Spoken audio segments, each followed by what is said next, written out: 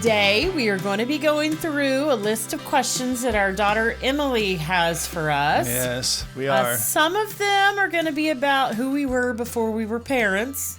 Yikes. And some will be more recent. Okay. Welcome to the Beautiful View podcast, where we encourage you to look for opportunities in your life to see a beautiful view. I'm Candy. And I'm Paul. We aren't nervous at all about this episode. And these are not surface level questions, not like what's your favorite color type questions. That would have been easier. That would have been a lot easier. These are all life questions, which I think is really cool. Some questions are about who we were before we were mom and dad, before we knew what we were doing. Does that imply we know what we're doing now? Yeah, I was going to say we don't know what we're doing yet. And before we fully understood how much grace we would need. Then some are about meaningful things about parenting and our kids. Okay, so today we're answering Emily's questions honestly, carefully, and probably with a little nervous laughter. And parents, if you have kids in the car, don't worry. Because if this was that type of podcast, I wouldn't be sitting here. That's true. That's true. So sit back, relax, and enjoy the beautiful view. We could climb a mighty mountain, float on down a winding river, travel back in time and face our future too.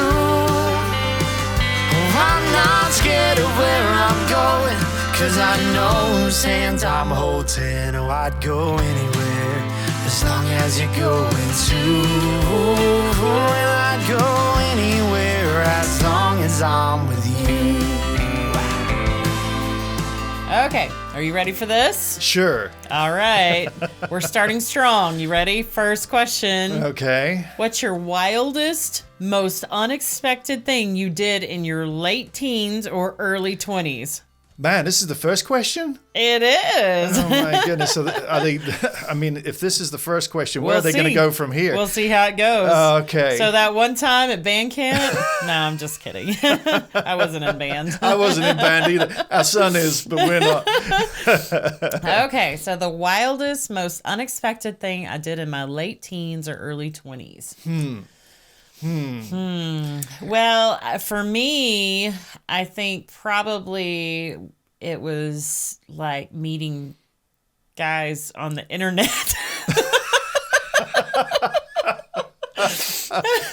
That was the wildest, crazy thing for you? Well, yeah, because... Okay. You know, you talk to these people, and back then you have to remember, like, that was not the normal thing to do. No, it was Nowadays, out there. Yeah, you swipe and you do all the things. Yeah, I don't know what these young kids do, but well, and the older kids too. Yeah, and the older kids apparently, but yeah, I mean, that was like pioneer days of talking to people on the internet, Yeah, and I had like internet boyfriends and stuff, and yeah, and you were a little like church girl. I was, yeah. I met someone else in person before I met you in person You that I had did. met on the internet. So Yep. that was fine. We still are friends. Yeah.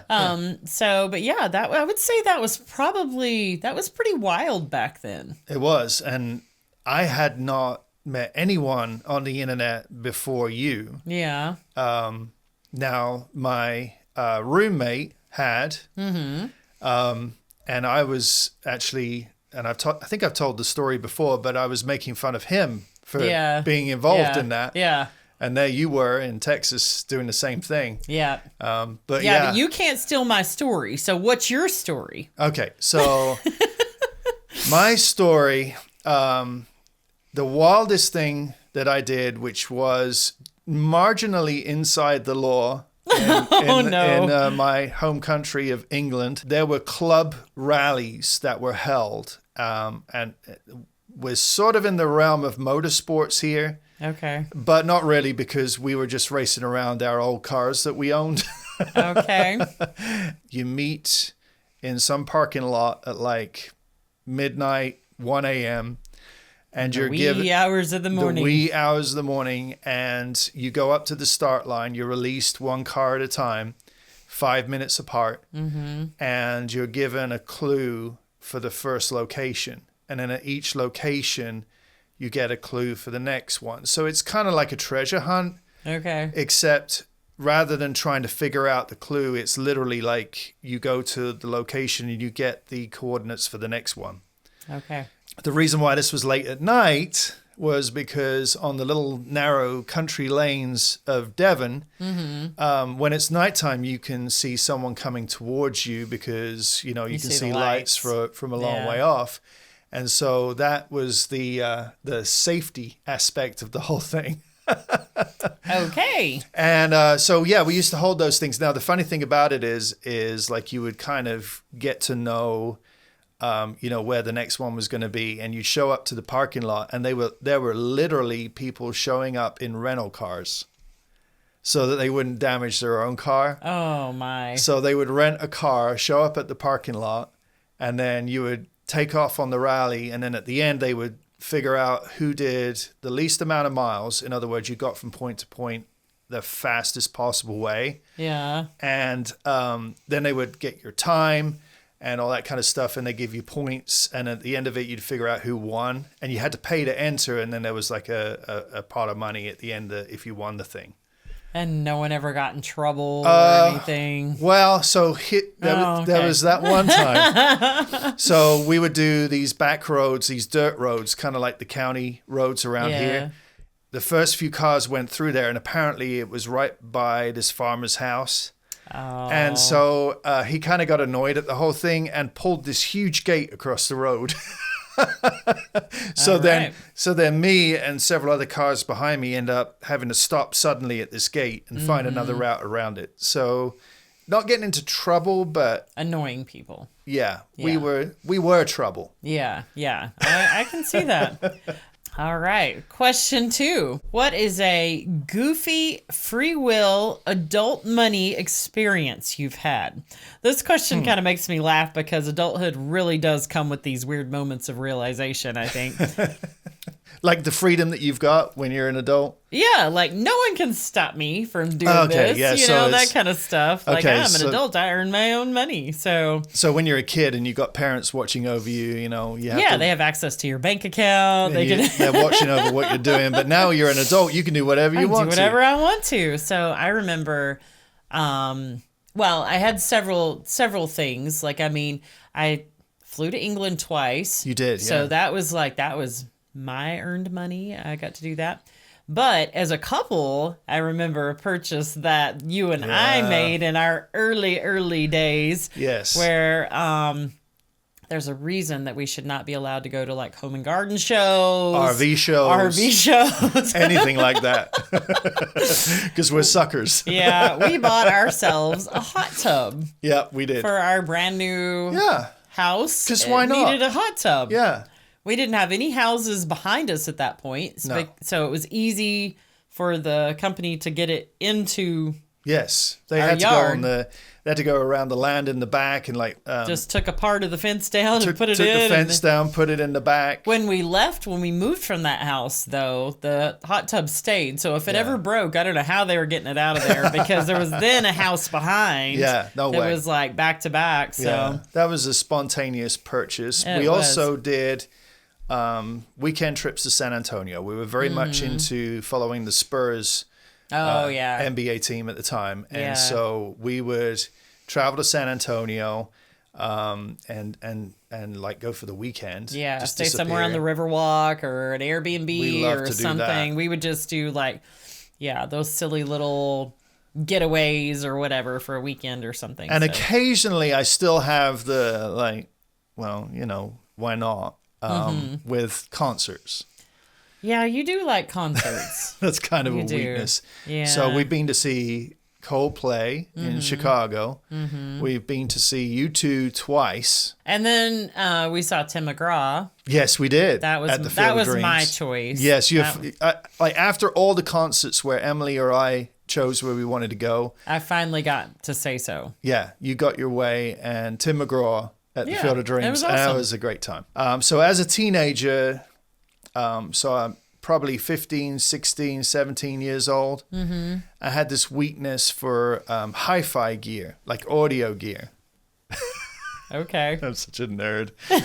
So I would buy turntables, cassette decks, CD players, Okay. And a plural. Like I would buy So two you had of like everything. a collection. I did. Okay. And then I got a mixer. Man, the fun that I had with that. And that was the beginning of my sound mixing interest, which lasted for a really long time. Yeah. Through to 2015, Yeah. when I mixed sound for the last time. Yeah, you haven't done it since then. I have haven't you? done any live sound mixing since 2015, which I kind of miss it. Crazy. Yeah. I've mixed sound for some big bands in front of large audiences. But the very first time was way back, I think I was 16, and I got my first mixer. So, How cute. yes. I had a 6-disc CD changer in my car. Oh, you did? Yeah. You were Yeah. very proud of that. That was probably, if you want to talk about a big, so I bought this car. It was brand new. Brand new. Yeah. I had 13 miles on it when I bought it. Yep. Beautiful blue neon. Yep. And it was my first, I think it was my first like big adult purchase. And they asked me if I wanted any add-ons. And I was like, add-ons? Add-ons. Adults get add-ons. So when I asked them then what my options were, Yeah. they said, we can do 6-disc CD player. And I was like, yeah, that's what we're let's doing. have some of that. Just yeah. roll that little thing into my loan. That'll be just fine. Not too bad so far. Not too bad. Yeah, Thank you, Emily. So what's the next question? All right. So question 3 is, if you could tell the teenage version of yourself anything, what would it be? This one hits kind of deeply. Oh my. Well, I mean, I would sit me down and be like, sit down. I got some stuff to tell you. Oh my goodness. So I guess in answering this question, we're not just talking to ourselves, we're talking to our kids too. Yeah, because I think our kids are kind of at the age now that we would have been then. So Yes. I was a pretty confident teenager. Yeah. I made good grades. I had lots of friends. But there was one thing that I used to stress out about a lot. What was that? Well, I was afraid I wasn't going to find my person. Oh, okay. Okay. And I know that's kind of sad, but I did. It is sad. I didn't really date in high school. Okay. I had tons of friends. I had tons of guy friends. They were all my best friends, so ew. I just wouldn't, there's no way. And I don't know why they let kids do this, but at the end of my senior year, the student council gave out these wacky awards to everybody. Okay. And do you know what mine was? What was it? It was most likely to get married old. So apparently no one else thought I was going to find my person either. So how rude. And then you found me and married old. Old. Well, maybe that's what they meant. But, for someone who's in high school and their life ambition is to be a wife and a mommy, that one stung a little bit. So that's here's cool. what I would do. I would tell teenage me to remember that the Lord has a plan and his plan is perfect. Don't try to rush it. Trust all the little details and he's going to show you the way to go. When you and I met, I wasn't looking at all. No. You had to actually convince me that, I was completely convinced. I just needed to convince you. Yeah, that took a little bit. But When you found me on the internet. Yes, when I found you on the internet, my little internet honey. But, I've prayed for my kids' future spouses since before they were born, and I know the Lord has the perfect match for each of them. So I hope they know what a treasure they are, and that they'll trust God's perfect timing and leave all those little details to him when it comes to finding their future spouse. Yes. So, my turn, right? Yes, your turn. So, if I could sit down that questionable teenager and talk to him, I'd tell him to relax. Oh, okay. Like, were you a little high strung? Well, I was just anxious to get things done. Oh, okay. And I wanted to get everything figured out right then and there. Okay. Which led to lots of false starts. Yeah. Like, I was kind of like a rat in a maze. I would turn a corner and bang up against the wall, and another corner, bang up against the wall. And Oh my gosh. so I tell myself, just relax. Yeah. I was very anxious to find my identity and mission in life. Like, I'm going to be was the start of a lot of sentences for me. So I would just say to myself, don't take every opportunity just because it's presented to you. That's good advice. And don't be try to be someone that you're not. Like, just be happy with who you are. Just lean into the things that interest you. Yeah. Even if they're like weird stuff, like, being interested in audio gear. I mean, so with the sound gear thing, that led to a career. Yeah. I started making recordings from the radio, which a lot of kids did back then, making the mixtapes. Yeah, we used to have to call the radio station. Yes, Mr. DJ, could you please play New Kids on the Block, Step by Step? Oh, that was you? Oh, maybe. Every other day? So I would make those tapes, and then when I got the mixer and I got a microphone, well, then it was on. So my friends would come over and we would record a 1-hour radio show onto cassette and then pass the cassette around our friends. So you were podcasting way back there before you even knew what a podcast was. And look at us now. Look at us now. So so there you go. So it led to a career. Yeah. And but there was a time there where I totally didn't go after it. I just thought, my interests were different from everybody else's, so I should just, probably try and be more normal. What's that? That's no fun.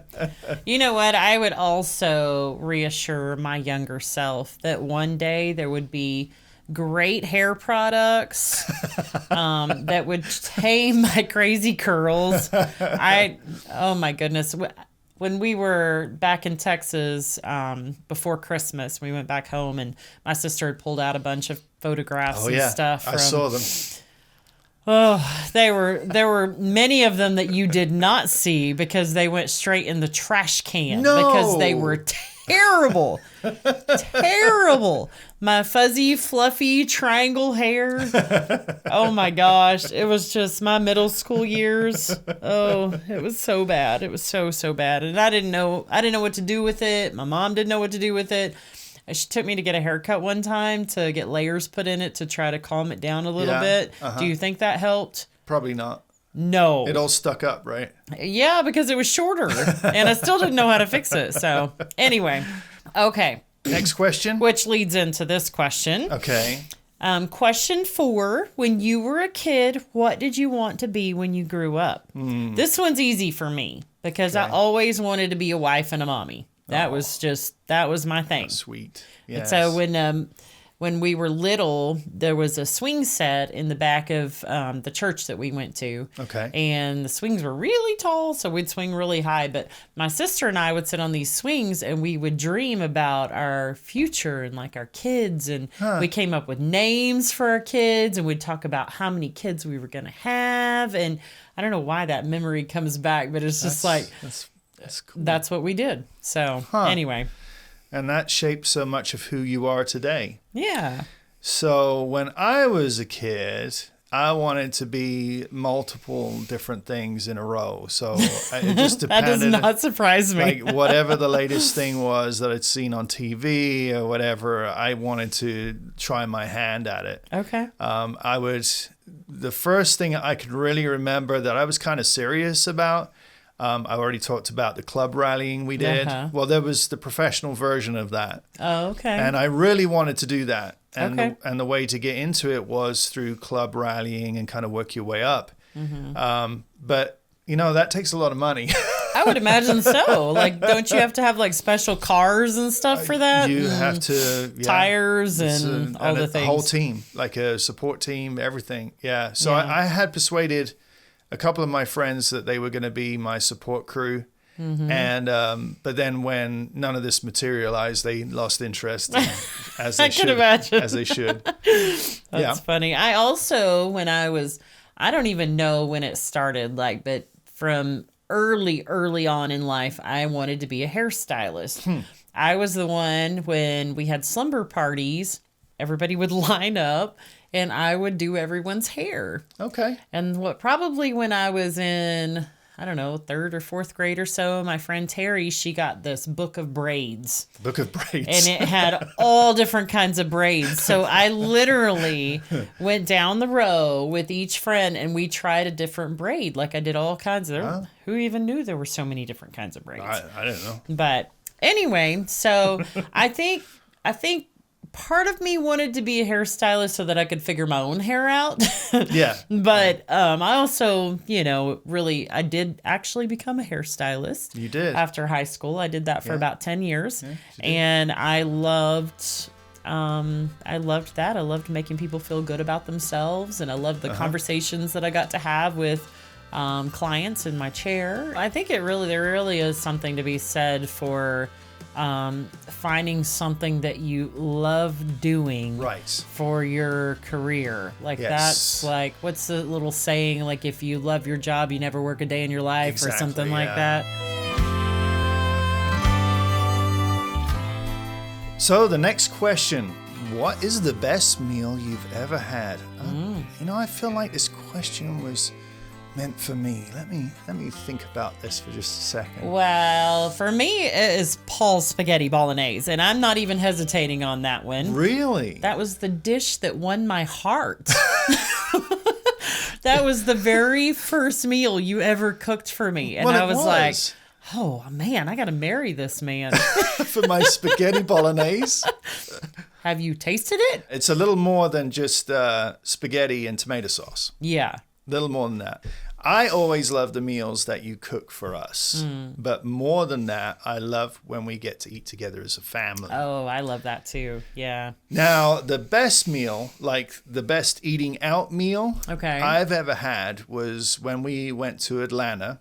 Okay. Do you remember we went for a conference in Atlanta? Yeah. And I was determined that with our conference budget, we were going to have the best food that we could possibly have. So I did a lot of research, and I found out some of the best restaurants that there was in Atlanta at the time. And the one that I really wanted to go to, we were very much into Top Chef at the time. Oh yes, we would watch all the top chefs. And so one of the competitors, who eventually became actually one of the presenters, was Richard Blais. Yep. And Richard Blais had a restaurant in Atlanta called The Spence. That's right. And that's the restaurant where I tell people it was Richard Blais's restaurant in Atlanta when the discussion about restaurants comes up. And I can never remember the name. So I went and looked this up, and it's The Spence. Okay. And tell me if this rings any bells. So this is some of the items on the menu. Roast bone marrow with Texas toast. Do you remember having that? Where they cut the bone in half and you get a little spoon. You scoop it out. Duck, egg, and blue cheese with wasabi. Okay. Fried pork belly with smoked sturgeon. That was incredible. Fried Brussels sprouts with Thai vinaigrette. Yeah. So we had some pretty fancy stuff. What did I eat there? I don't even remember. What we did is we went there. Did we get a little bit of everything and then we both ate on it? Those were all appetizers. Gotcha. So we ordered, I think it was like 4 or 5 different plates, and I think several of them were like that in that list. Okay. And we just sampled off of each one. That's right. Okay. And it was incredibly expensive. Yeah. Oh, I do remember that. And we went away and we were hungry. We needed a hamburger afterwards. Oh gosh. All right, what's next? Okay, so question 6. Yes. If you could travel anywhere you haven't been yet, where would you go? Okay. There are a lot of places that I would love to travel to, but somewhere I haven't been yet, I think would have to be, well, initially I was going to say Alaska, which Alaska is definitely on I would love to see Alaska my too. list. Like an Alaskan cruise is definitely a bucket list item. We're going to have to do that at some point. Yep. Another place I would like to visit is Scotland. Okay. We've been to England. I've never been to Scotland. I would love to go to Scotland. I have a pen pal in Scotland that I had from 3rd grade. Yes. And we lost touch for a while, and then we reconnected quite a few years back on Facebook. Yeah. And I just think I think it would be a really beautiful place to visit. I think it would be super fun to meet her in person. And yeah, and speaking of food, she sent us a care package from Scotland she that one did. time. She sent for that Christmas? it was for Emily's 18th birthday. Oh, that's right. Yeah. Yeah, And it there was was really like all the neat. Scottish things. Yes, And, but I have added, after a show that we watched last night, I have added another place to my list. Oh, you have? I would like to go to Maine. That is one of the states that we have not been to yet. Yeah. We have not done the Northeast. We haven't done the Northeast. I would love to go to Maine. Those oysters looked amazing. They did. Yep. Yep. So It's all getting back to food. We must be I hungry or know. something. It must be. Yeah, I think that's the biggest thing. So anyway, so Okay. that's mine. What's yours? And we talk about travel a lot Yeah. because that's what we love to do. Yes. And but there's one place that I haven't been. I saw pictures of it when I was in my early 20s, and that is the Whitsunday Islands in Australia. Okay. So it's just off the coast of Queensland, Okay. and it's a series of islands, and they've got there's resorts on each island, and the beaches are pure white silica, like they are just white. Go look it up, or I'll put pictures up on the Okay, there you screen go. for the YouTube watchers. Yeah. So beautiful islands. I'd love to go there Okay. one day. It's One a long day. way away, but Yeah. one day. Okay. I used to Okay. want to go to Australia too. That was on my list, and I actually almost went one time with a friend of mine. Oh, you but- did? Yeah. This is way back, probably my early 20s. But Okay. anyway. Okay. Question number 7. Yes. This one is a more recent kind of thing, but Emily Okay. wanted to know, what is the coolest experience, not place, but experience that you had while traveling in the RV? Okay. So, as Emily's asking the question, I would say the Balloon Festival Yeah. in Albuquerque. Yes. And the reason why it was, there were lots of reasons why it was a great experience. But Emily and I both volunteered to be on a chase team for one of the balloon teams. Yeah. So in one of the events where the balloons are supposed to be taken like more than a mile away, I think, or maybe even 2 miles away from the arena where the balloon festival is at. They're supposed to be taken away from the arena, Yep. and they have to try and make it back to the arena. And Yes. it's up to you where you start from. Right, right. But that was amazing because we got to chase the balloon. The winds were terrible that day, and so they ended up coming down in someone's backyard. Yeah. But yeah, to be able to do that and lay out the tarp and roll up the balloon, and it was amazing. Yeah. Fantastic experience. That was a great experience. That's probably at the top of my list too. I think for me, it would be any kind of shared moments with our family, with friends. But I think probably one of the things that stands out the most to me, and it's so random because we were just at a state park in Mississippi, I think. No, Tennessee. I think it was in Tennessee. Okay. Where we saw, that's the first time I'd ever seen the Mississippi River. Yeah, it was Tennessee. That's right. Yeah, it was Because that was a bucket list item for me, was to see the Mississippi, and we drove down through these trees. You couldn't even see the river. No, and you drove down through these trees to this little parking lot that was right on the riverbank. Yeah. And we could get out and Tipper jumped in the water. Yeah, that's where we started our incredible. Tippy in the Mississippi. Tippy in the Mississippi, yeah. I don't know what it was about it. I mean, we had been to the beach. We've done all these things, but there was something about standing on the edge of the Mississippi River that was just really just a unique experience, and now we get to live on it. Yeah, we're like just 2 blocks away. Straight that way is the Mississippi River, just 2 blocks away. So Yeah. I think another thing for me, another experience was when we got to see the Perseids meteor shower from the edge of the Badlands. Yeah. That is a standout. That was an epic experience. I think for me, that's a big one too. Both that and being in the middle of the Utah desert. Mm-hmm. Just being like far away from anything, and in our RV in comfort. Yep. but being outside and just watching the sun go down Yeah. and the stars come out Yep. in the middle of nowhere. Yeah. So Yep. yeah, that was amazing. Yeah, and another one, another experience that really stands out was in Ohio. Mm-hmm. We got to go to a Native American powwow, Yeah. and that was something. Like, that was just a really unique experience. It was historical.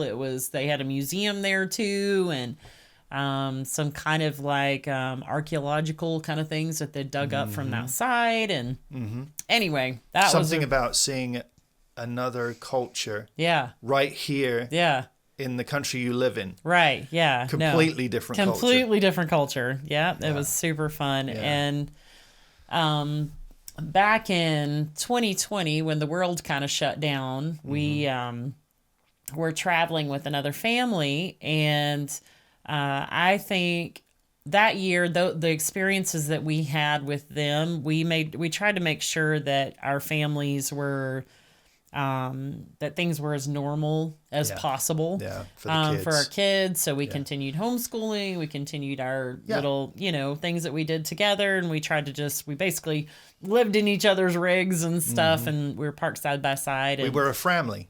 We were a family. I would still consider them family, friends who are family. Yes. So, but yeah, the game nights and all of that, those were all just really special The experiences. puzzle out on the table that we would all dive into once in a while. Yeah, it's absolutely. really cool. And then meals shared and all kinds of things. So those kinds of experiences, most of them, the reason that they're stand out is because of the people we got to experience them with. Absolutely.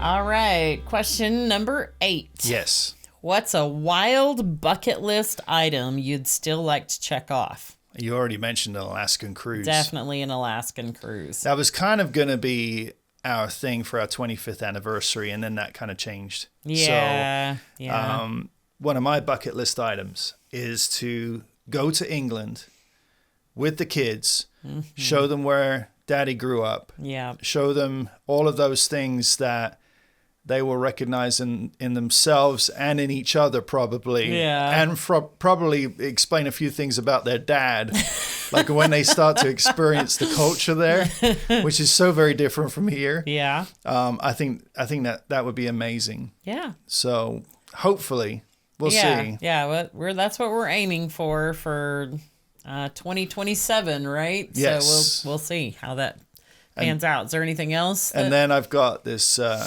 crazy RV trip that will take in all of the things that we missed the first time around, and things that I've added to the list thereafter. And this is just one trip. But here's the problem, and you'll recognize this once he starts talking out loud. Paul is not great at geography. So we could do this probably like in a couple of weeks, something like that. So we missed going to the Grand Tetons. We missed that. Yeah, we did. And there's a fantastic campground there. Yep. That is kind of like a off-grid type it's a thing. dry camp area. Yeah, so we want to do that. Mount St. Helens, we missed that because we couldn't get there because of was on wildfires. fire. Yeah. Well, the volcano wasn't, but the forest was. The rest of the place around was on fire. So I'd like to do that. Southeast Idaho definitely has to happen at some point. Yeah, and why is that? Well, there's this YouTube channel, Red Poppy Ranch. Yeah. And so I think we need to go visit Heath and Cedar. Okay. At Red We've Poppy been Ranch. following them for a really long time. Like from the very get-go of them. I think I caught up like their first year or two of videos. We binge watched for sure. At the beginning. Yeah. But we've been following them for probably 9 or 10 years now. Yeah. And crazy. so they now have a bell in their front yard. And if you can make the trip there, you can go and ring the bell. Yeah. And that's kind of what I want to do. So Southeast Idaho. And then from there, I want to go to North Carolina. That's where it all falls apart. And I really want to go to Maggie Valley. Okay. And I want to go to the motorcycle museum there called Wheels Through Time. Okay. and go see that Isn't there place. a motorcycle museum close to here? It's not the point. Okay. It's not the point. Okay. It's this motorcycle museum. Okay, gotcha. It's the one. I mean, Okay. I'm just dreaming. Yeah, I know. I don't want to crush your dreams. That's fine. We'll do whatever. Yeah. Yeah. That's not one trip though. Oh. Well, I thought, we'll just do a loop. Okay. So, Next question. Next question. Question 9. Who is someone you look up to? Okay. So, a mentor, a friend, an influencer, a family member, Emily says. Yes. I have 2 people whom I looked up to in my life, and they're both in heaven now, my mom and my Aunt Carol. Yeah. And these 2 women were perfect examples of women who lived their faith and values well, regardless of what life threw at them. Yeah. Yeah. Man, the 3 of us sure had some fun times. We went to multiple women of faith conferences, those big conferences they had at the American Airlines Center and stuff. Yeah. And we also went to the rodeo together, and I remember a specific Clint Black concert. So maybe this podcast should have been confessions of your parents. Maybe so. Maybe so. No, not really. Yeah. No, they were both just great women and women of faith. And I got to meet Carol. So it was a pleasure to meet her. She's just a light. So very sweet. Yeah. All right. So how about you? Okay, so I'm going to resort to a type. Okay. I look up to guys who are more advanced in years, even more advanced than I am. And they kind of have found this peaceful way to live life. Okay. Where they're just grateful for everyone and everything in their lives, and they're just quiet and gracious. And so if I'm looking to how I would like to be as I get older, that's the type of person. Okay. And I have several guys like that in mind, but I guess Emily wants specifics. So I started following a very unlikely YouTuber toward the end of last year that fits in this category. Okay. And his name is Lee Sklar. He is a very unlikely YouTuber. He's 78 years old. Okay. And he puts out a YouTube video, I would say probably 4 or 5 times a week. And that's just a lot. Yeah, it's just him talking to his laptop, recording video of what he's thinking about that day, whether he's going to take his dogs for a walk, Okay. trips to the post office, gardening. And he has this big, long, white beard. We're going to put a link in the description because you have to see this. And so he is a bass guitar player, still active in his career. He just got back from a music cruise that went out of Florida. Okay. He played in a band, played bass in the band there, but he is the bass guitar player for Phil Collins, for the band Toto. He's been going for a long, long time. He's actually credited as the bass player on over 2,000 albums. Wow. And That's a lot. and has also played bass guitar on a lot of movie soundtracks for movies that you're very familiar with, TV shows, all that kind of stuff. But for someone who has had such a successful career, and for someone who is in the world of music, some of it rock music, he is such a kind, gentle person. Okay. And so that's the kind of person that I look up to. Okay. I hope that works for you, Emily. All right. Next question. Question 10. What's the most romantic, memorable date you've ever been on together? Okay. The most memorable? Uh-huh. I would say for me, it was our hike out to where you proposed to me in front of the waterfall in England. That was very romantic. It was, where the two rivers join together Yeah. and flow out to the sea. Yeah. How about that? Yeah, it was. I think what was special about that is that you had kind of just planned the whole thing and kind of had the little spiel to go with it and the symbolism and everything. So, Yeah. yeah. Okay. That was sweet.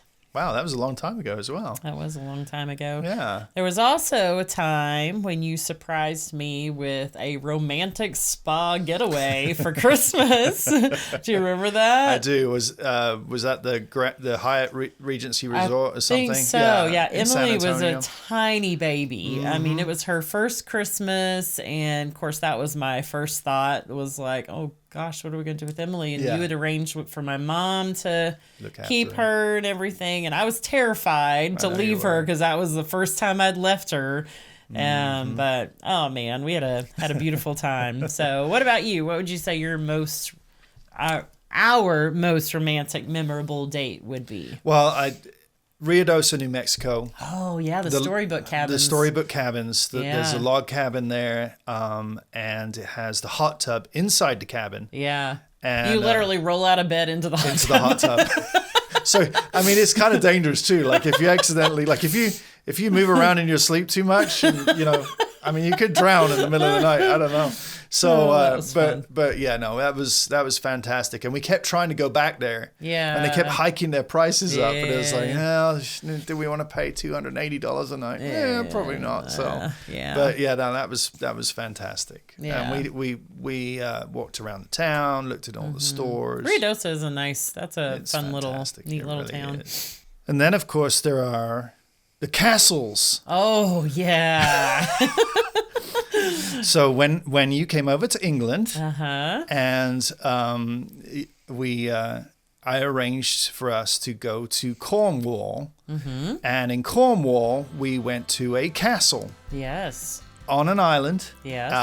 And so it was amazing. And It was. you like castles. There is not much more romantic than roaming through a castle. I mean, that's hard to beat. Romantic doesn't have to be fancy, though. Right. Sometimes it just means simple, intentional, and present. So, Yeah. Okay, next question. what's your favorite memory with each of your kids? This one's hard. I see what she's doing here. Uh-huh. This one's hard because there are seriously so many.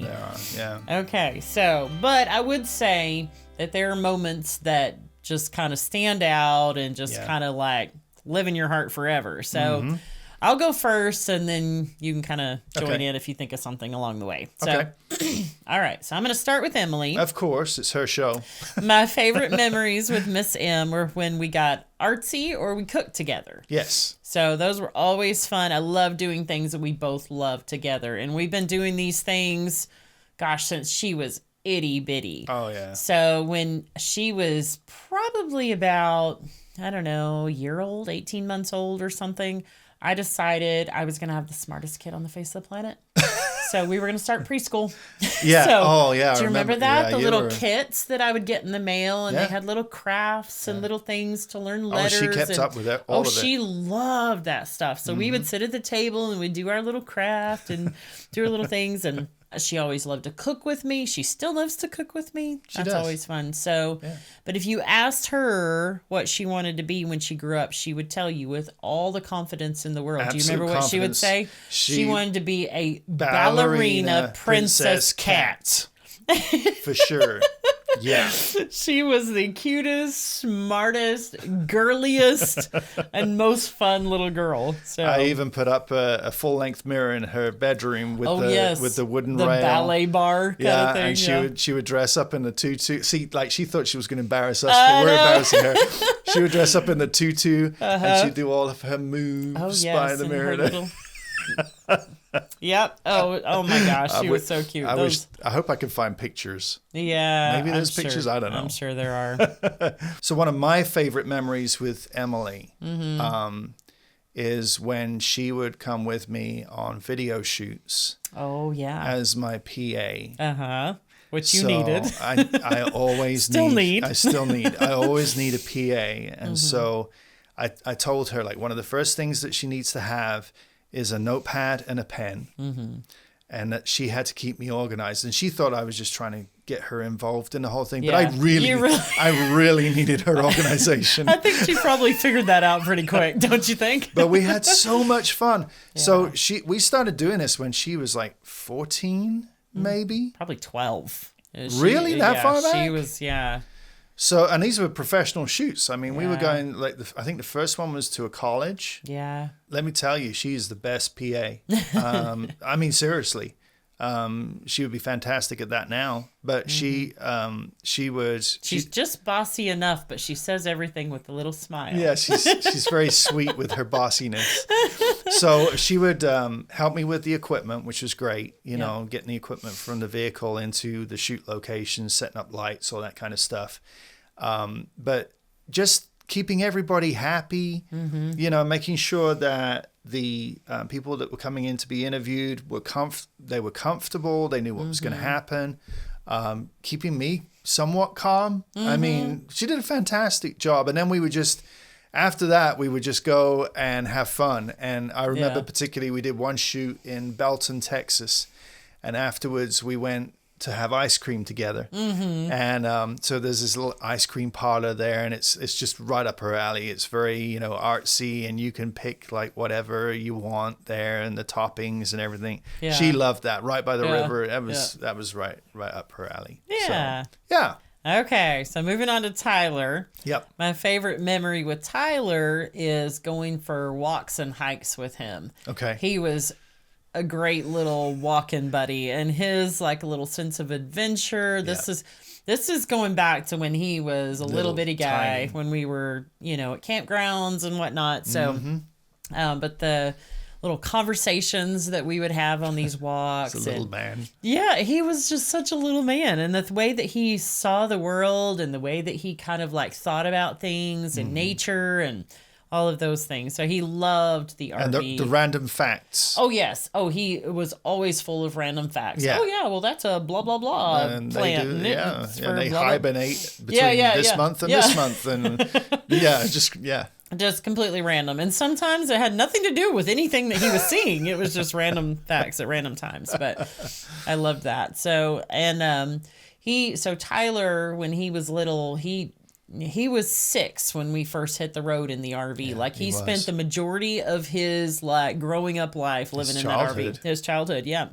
And he loved it. So there was one night that I remember specifically that it was late at night, and he'd been having like some leg cramps and stuff, growing pains at night and stuff. And so he comes into our room and he's crying his eyes out. He was probably 6. He was a lot of pain. And I said, "What's the matter, Bug? Are you having leg cramps again?" "No, I had a bad dream."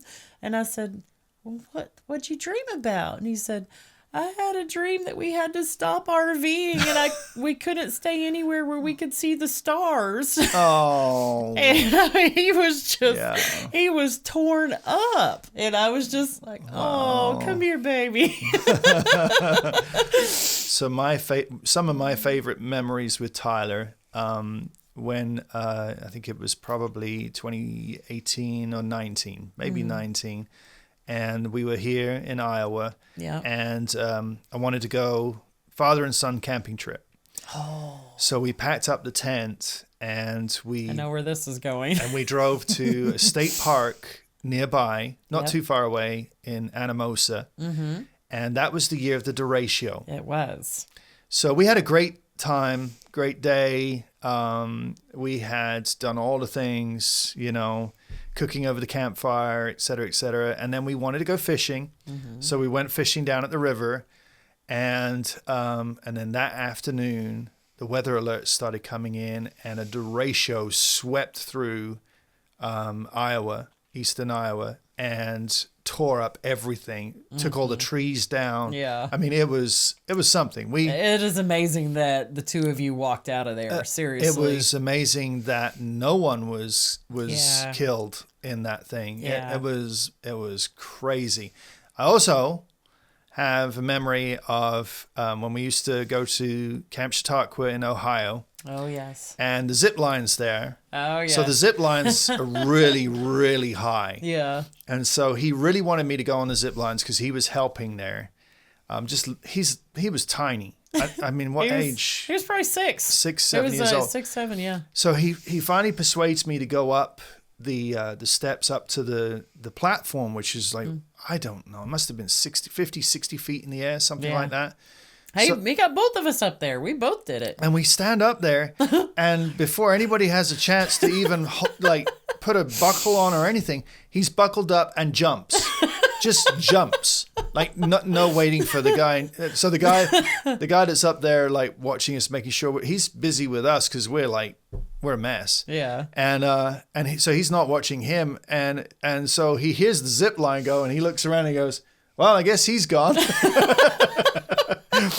So there was that. So still has no fear. He has no fear. No fear. Yeah, he loves at scout camp, loves to do all the climbing and all of the rappelling and all that kind of stuff. He has no fear. Yeah. So. And then the Badlands, of course, with Tyler and us climbing up and down the cliff. Yeah. We've told that story a few times. Yeah. I'm not going to poke the bear on that one anymore. Yeah, no, let's not go back to that. That's a bad memory. Okay. And Vicky is your oldest daughter, but she came to live with us when she was 9. Mm-hmm. Emily was about 6 months old at the time. Yeah.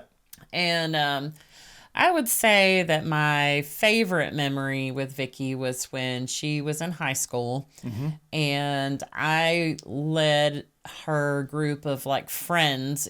We had a high school girls small group Bible study, and I know that's a mouthful, but it was about 8 girls, and they all met at our house on Sunday evenings, and we would do a little Bible study. But that was a real kind of sweet time, I guess. We kind of a bonding time, and there was a lot of growth that happened in our relationship during those years. So that's probably some of my favorites. But I also Vicky is she's very easy to tease. So she is, and I love her dearly.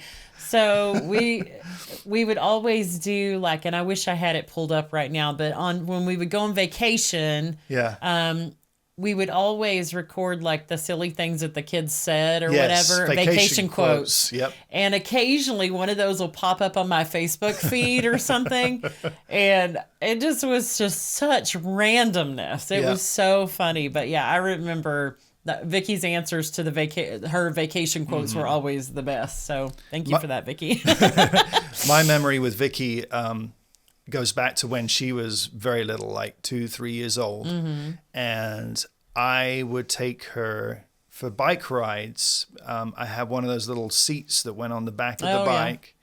And so I would strap her into her little seat on the back of the bike, and we would take off and just go riding for miles and miles and miles. Yeah. And she had this little bike helmet on. Okay. In the back, and it was white and red and had frog stickers all over it. So I just remember her head sort of bobbling around in the back there as we were going along. But I mean, there was a cycle path close to where we lived, and I would love taking her for those bike rides and pointing out things and seeing things together. It was really cool. That's cool. Yeah, and so her sister Danielle.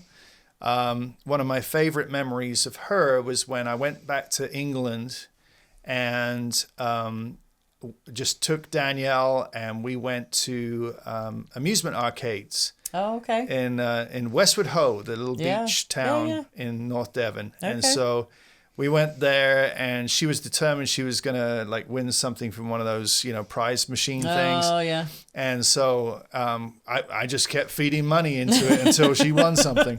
So, no, just great memories of that and sharing that time together. So, yeah. So, question 12 is very short. Mm-hmm. Memorable injuries? Well, I guess we're ending in chaos. I guess we are. I would say my memorable injury, which is still so stupid. We wanted to go to Lake Nasworthy. We were in San Angelo, and we're like, let's go to the beach. Let's go to the beach at the lake. And so we get there, and I'm like, okay, I just need to jump in the water, because I thought it was going to be cold that day. It wasn't cold. And so I just take off running. Cannonball. take off running, cannonball into the lake, which is a very It's about I don't know, it was about 5 inches deep. maybe 18, but you hit hard, like really hard. Yeah. And I was pregnant at the time. You couldn't help me. I couldn't get in there. I'm screaming. I'm like, I didn't know how to get you out. I'm like, what did you do? So it turned out when I finally did seek medical attention, that I had actually broken my leg. Yeah. Doing that. I busted my feet up. I broke my leg. But the thing was about that was I was really excited about a trip that was planned with my friend Mark the week after that. Yeah. And I was absolutely determined that it was not going to deter me from going on the trip. I don't even think you had a boot or anything. I hadn't gone for an X-ray, anything. So this trip, we drive to Colorado. And so Mark wants to see the sights in Colorado. I'm trying not to complain because I'm in pain the whole time. So we get to Colorado, and he wants to go and see the Red Rocks outdoor arena there in Colorado, which is amazing. And I wanted to see it too because, like, my favorite band, U2, is famous for their Red Rocks album and all that kind of stuff. So I wanted to see it too. So we go walking around. There's all these paths. You can't drive right up to it. So there's all these paths. So we walk, I don't know, 2 miles that day. Yeah. Me on a broken leg, and just walked all around it. And then when I got back, I finally went to the hospital, got X-rays, found out that I had indeed broken my leg, and finally, got it in a boot. And yeah. So that was my crazy injury. There's that. So how about you? Beat that. Well, when I was a junior in high school, I was in basketball practice, and the ball was thrown at me, and I caught it, passed to me, and I caught it. But when I did, it caught the tip of my left ring finger, and I felt it pop. And I looked down, and if you're watching online, you can see my finger. It was just hanging like this. So I'm like, Coach, I think I broke my finger. And she's like, No. So sure enough, I had torn that tendon right there. So yeah, so I had to wear this little kind of a splint thing, and I couldn't play basketball for 6 weeks, so that sucked. Gosh. But anyway, then when I could finally play again, I had to wear the splint because that tendon was still supposed to be like growing back together or whatever. And so every time I would catch the ball, it would just like, boom, just hit that splint and send shooting pains down my... So another time that I injured myself was when I broke my foot here in Bellevue. You did. On our very first trip here. And here we are. Here we are. That worked out. Oh, gosh. Yeah, we were so, set on traveling around as much as we could that to get us to stay in one place, that's what it took. That's what it took, breaking my foot.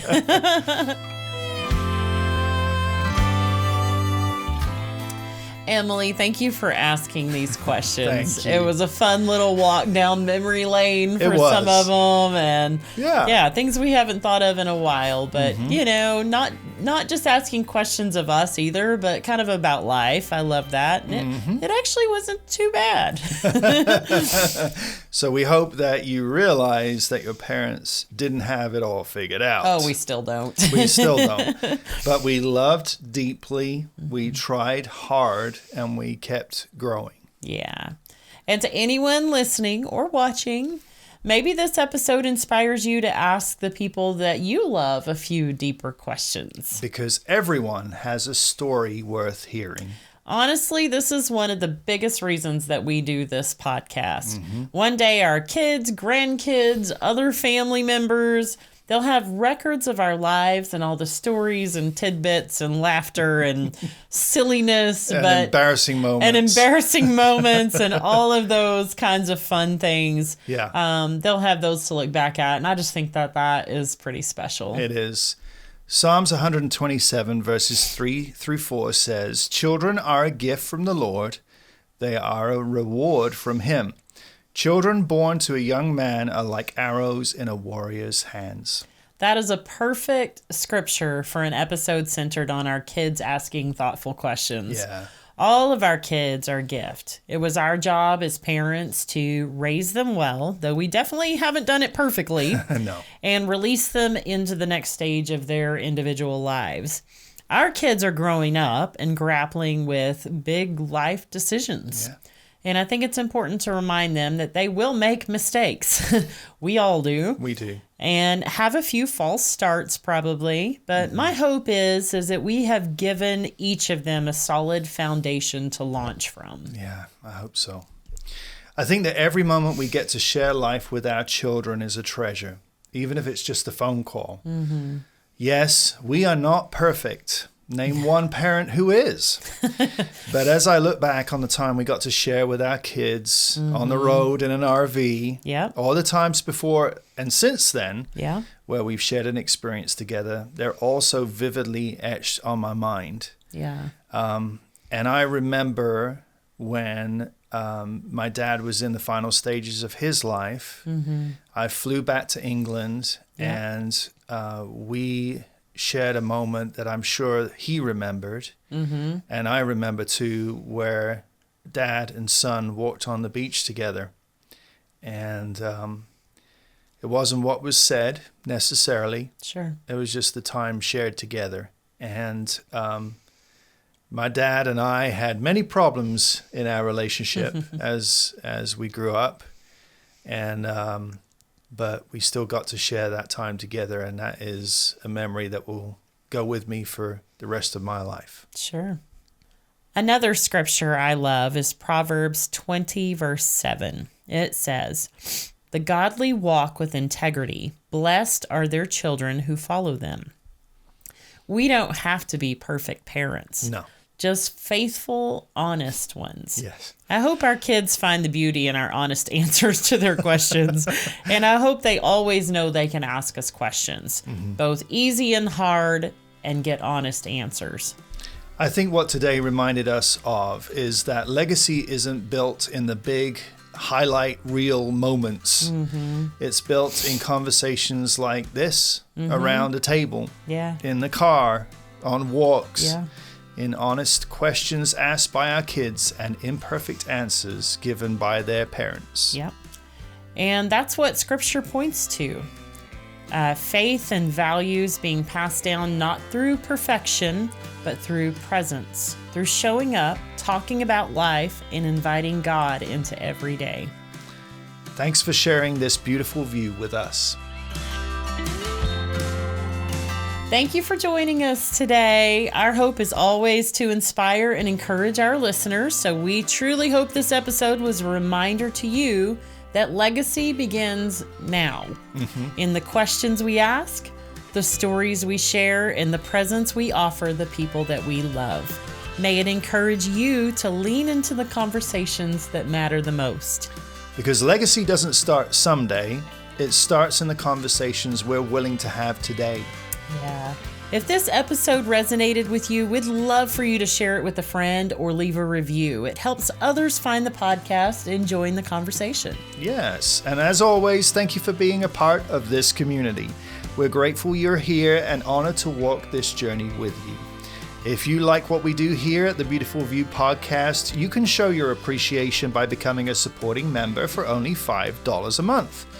All financial support helps cover our production costs, and the link for you to sign up is in our show notes. Yeah. Also, be sure to follow Beautiful View Podcast on Facebook, Instagram, or TikTok. The links are in our show notes. So, at the end of each episode, we like to find out what the next episode will be about. So, what's it going to be next time? Well, next time on Beautiful View Podcast, we're turning the questions on each other. Oh, Some are meaningful, some are fun, some Okay. might be a little uncomfortable. oh no, I've been married long enough to know this could go either way.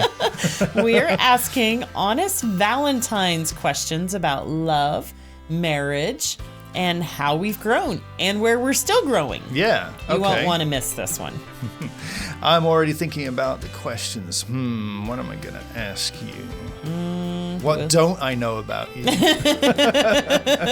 Should be interesting. Yep. Thank you once again for joining us today. We hope you have a great day. And remember to always keep an eye open for opportunities in life to see a beautiful view. We could climb a mighty mountain, float on down a winding river, travel back in time and face our future too. Oh, I'm not scared of where I'm going, 'cause I know whose hands I'm holding. Oh, I'd go anywhere as long as you're going too. And I'd go anywhere as long as I'm with you. Yeah, I'd go